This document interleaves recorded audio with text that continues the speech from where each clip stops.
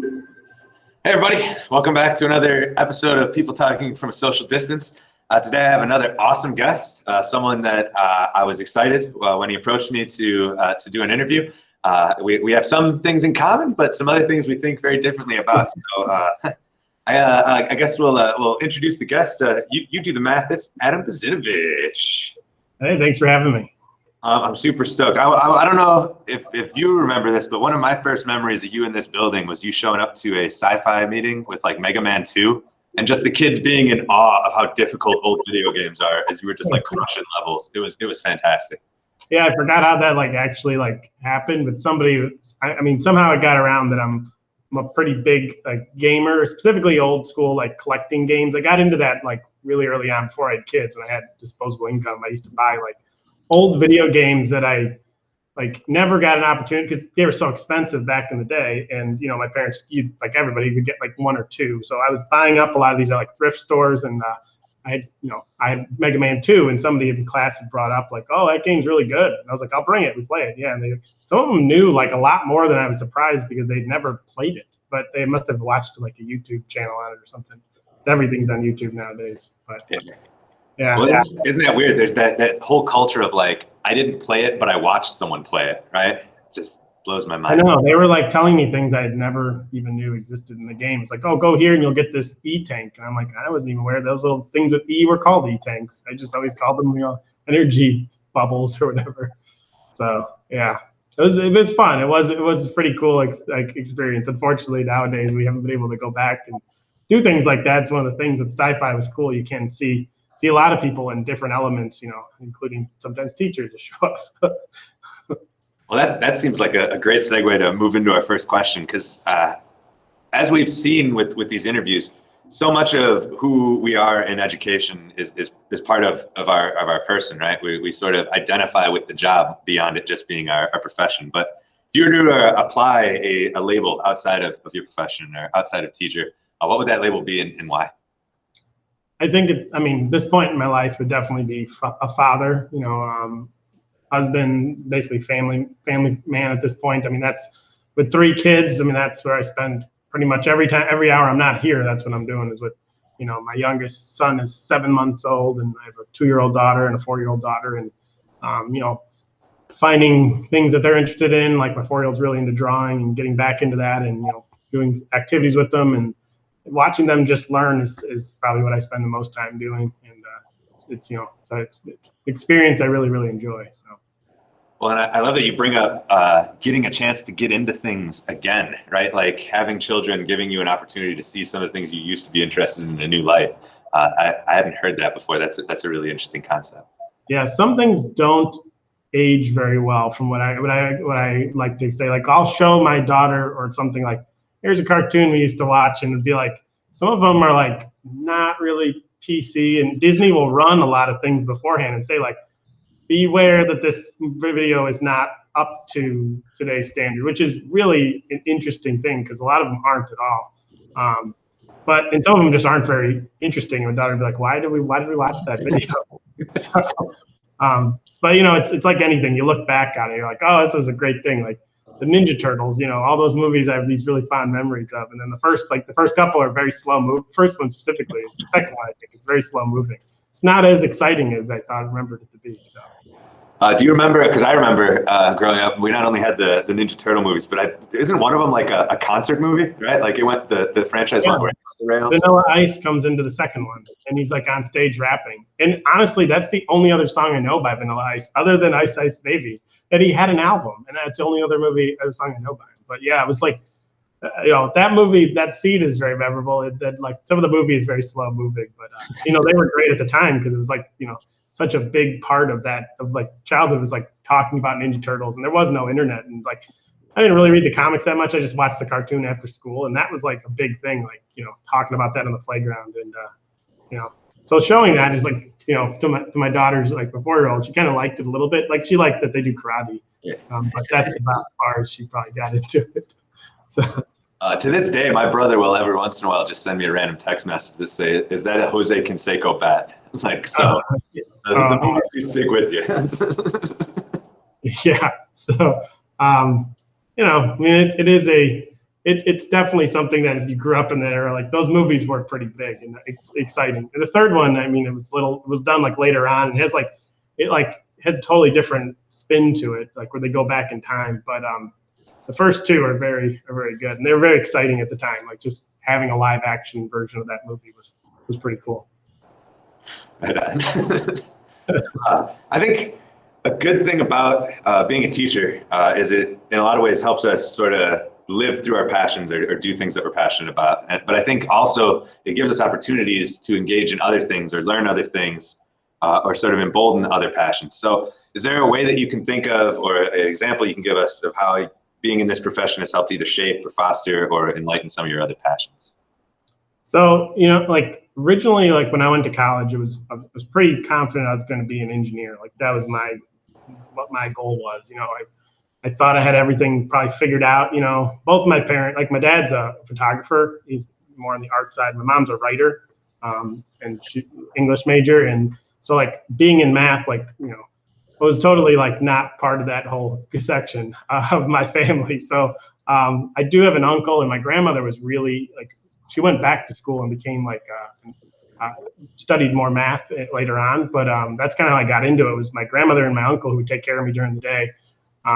They're really heavy math. Like my uncle is a civil engineer. And so anyways, I got into like math. And so like I ended up really knowing I was going to be an engineer, and I didn't like it at all. When I did an internship at Florida State University, my junior year of college, then I came back and was like, what can I do? Like, I don't really want to do this anymore, but I do like math. But then it was like, what do you like about it? Like, what is it that you really enjoy? So that's where like it became like, what do I actually can apply it to? And I read the book Moneyball. So talking about like books and stuff, I read Moneyball, which had come out like maybe the year before, and it pretty much changed my whole view. It was like, wow, there's people that are using math to apply it to sports. Like, I think this is like really interesting.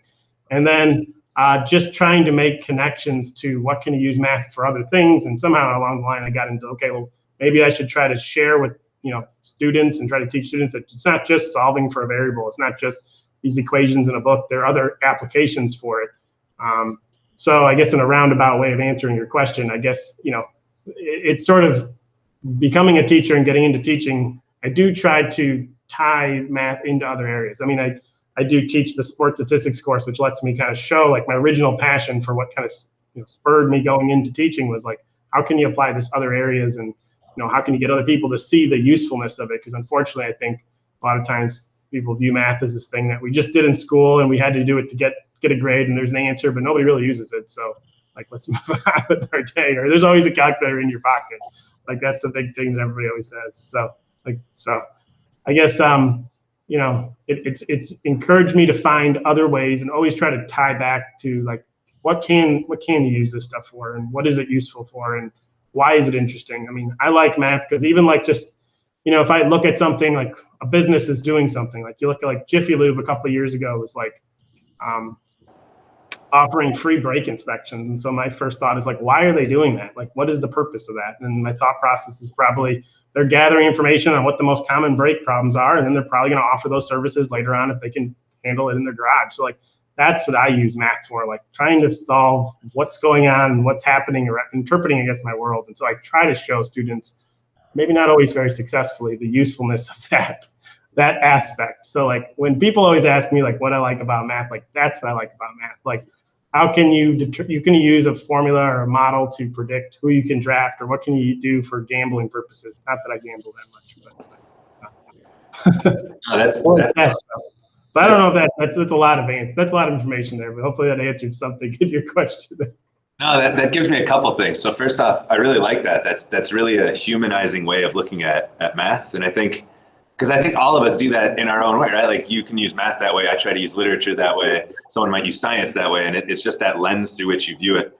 And in our society, so much is dictated by math, economics, and all those things. So it's like you're saying, like the language behind everything. The other thing that made me think of that in that answer is I love the idea of you were a black sheep by being the engineer, right? Like I wanted to be like a writer in English, and I was the black sheep, right? So it's just that flip that's hilarious. Like, oh, he's not going to be a photographer or a writer. He's going to go into engineering. I took one photography class in high school, and I got a B, and my dad was like, no more. 15 gig, and like okay, so I just went a different route. So, my stepfather did photography, like medium format cameras and stuff. So I always had really nice cameras that I knew nothing to do. Like I had an AE1 when I was in high school. I don't know what I'm doing with a fully automatic Canon, like the first automatic camera. I'm like, oh. So I get that. I love photography. I'm just not very good. It was like I really liked going in the dark room and like developing pictures and taking pictures. It was a super fun class, but it is pretty tough. Like specifically like getting pictures that are interesting, like finding things that others maybe are interested, because you always have these like rubrics of what you had to do, and like I don't know, maybe what I found interesting, just others didn't find that interesting. At least not at the A level or my level my dad was hoping for. Well, speaking of things we find interesting, I always like to ask for recommendations, and usually people go with a book, but it could be a movie, it could be a show, it could be an album.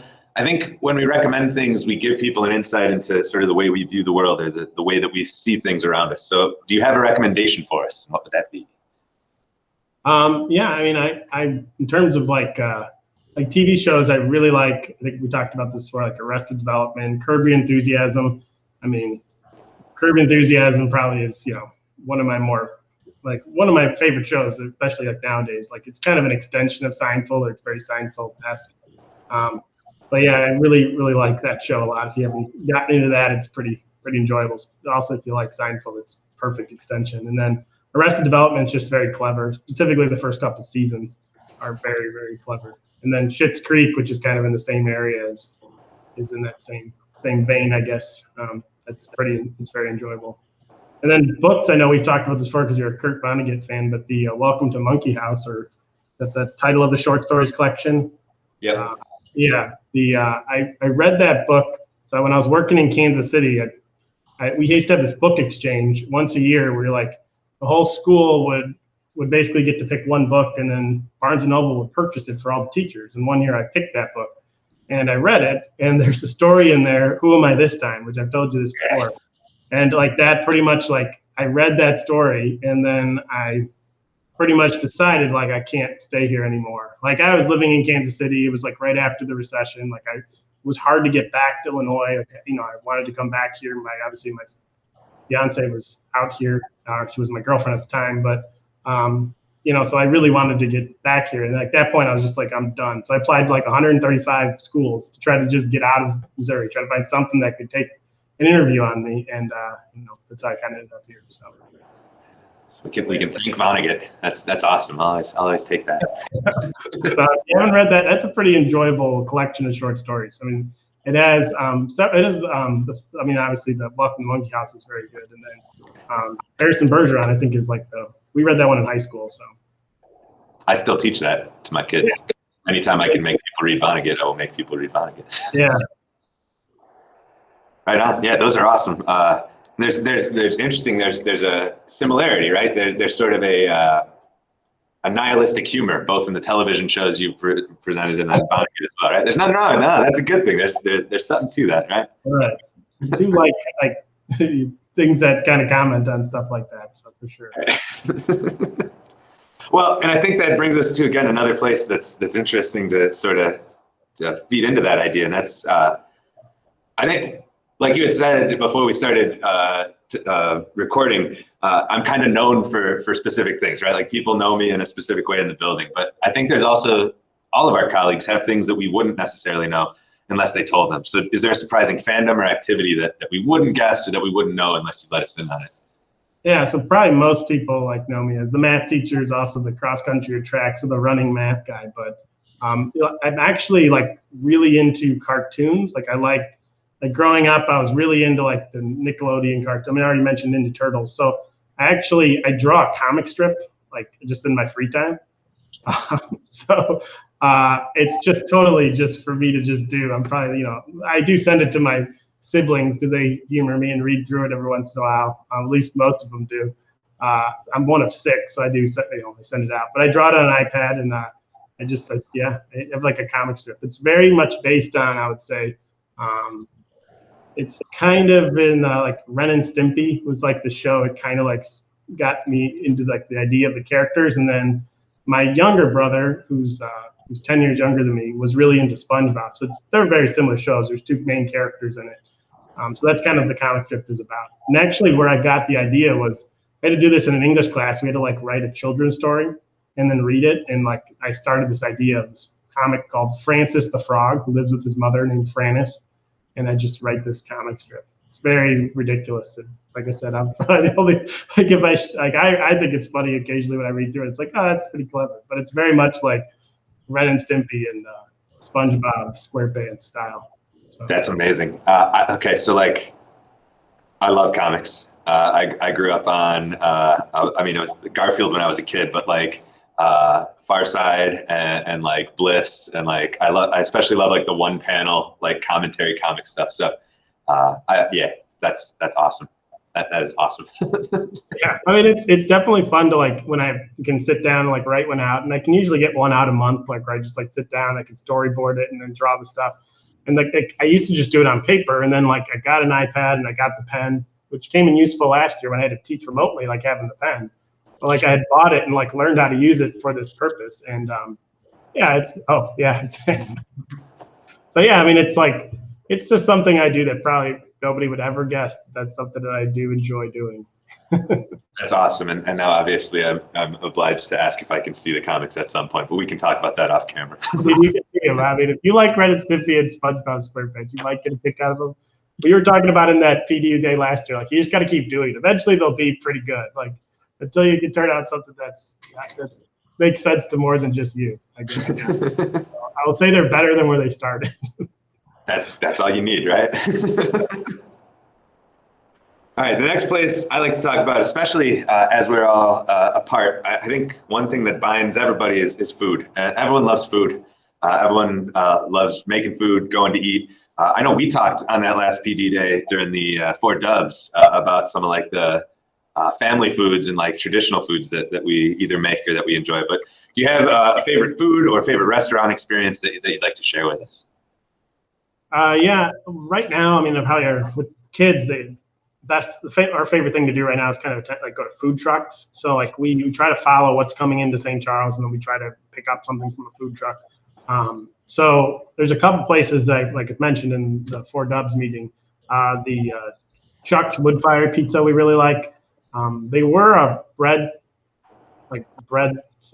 store out of I think Sugar Grove. I think they might have moved to Batavia now, but they're really good. Whenever they pop up, we try to hit them up. There's a sushi burrito truck that we really like. We hasn't been back to St. Charles in a while, but it was like one of the few things my daughters would actually eat, which is weird because it's sushi burrito, but it was good. And then Bop Bar is another food truck we try to follow when they're in town. They're Korean barbecue, and they're really good. So those are probably the ones we go through. We track the most. Okay. Man, now I gotta remember what it is. There's a pizza puff place like in Elburn that also has a truck. I'll have to what their name is, but handmade pizza puffs and pizzas and stuff. They're good.